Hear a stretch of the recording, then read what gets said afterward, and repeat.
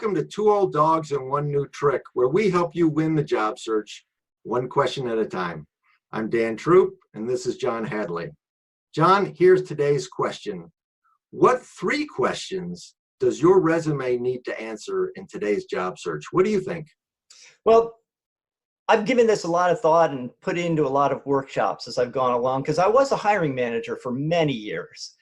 And the way I look at it is, the first question it has to address is, does it have a strong professional image?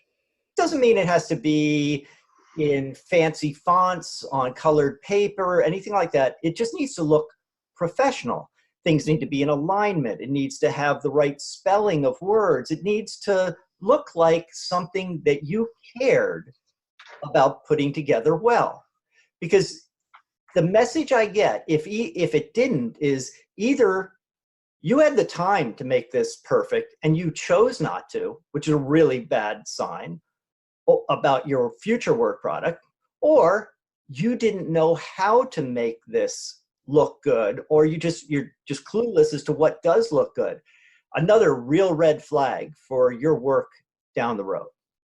And of course, spelling, there's absolutely no margin for error there, because it's so easy to pick up spelling errors. They're automatically brought up in any spell check that it's going to say, are you lazy? Do you not know how to use spell check? The second question, assuming it has that professional image, is, does it pass the 10-second test? Because all of the screeners in this process have stacks of resumes this high, and they're not going to take more than 10 seconds, 15 seconds as they flip through, deciding which ones are worth reviewing further. And if you get to the second pile of I've passed on it, I'm never going back to that, because I'm going to get to the ones I really want to look at by the time I get to the bottom of the pile. So you've got to have a message. You've got to have an opening in your resume, what I call a summary of qualifications, that grabs my attention, that makes me really want to read further. And then the third question is, does it prove you deliver?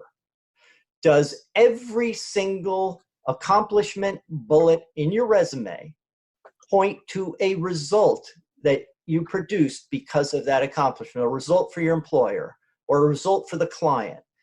Because that's what proves your points. So how do you look at it, Dan? What are your 3 questions? Well, we're pretty much in sync. I think the resume really does have a singular purpose. Your resume lives to get you in the door for the interview. Now, once you're through that door, it's your interview skills and your personality that are going to take over, and the resume really does kind of become secondary. But to get through the door, as you alluded to, that resume has got to answer 3 questions. Now, for me, the first question is, does it represent that you've got the skills and the education to do the targeted position? And does it demonstrate that in the past, those skills and that education produced measurable results? So effectively, can you do the job well? That, to me, is the big first question. The second is, it should answer a question about fit. Do you understand our organization? And would you be a fit, with our culture? Are you going to be the proverbial hole in the donut? Are you going to make the team that you join a better team? And then lastly, and I think for me this is most important, does 1 + 1 = 3? So does you as the job candidate plus the job opening mean that if we hire you, you're going to make our organization better? Are you going to drive more sales, higher revenue? Are you going to help us drive cost out of the business and improve our bottom line? Are you going to drive overall organizational productivity? So in essence, are you going to add value to our organization? So that's how I see it. Good tip, and we look forward to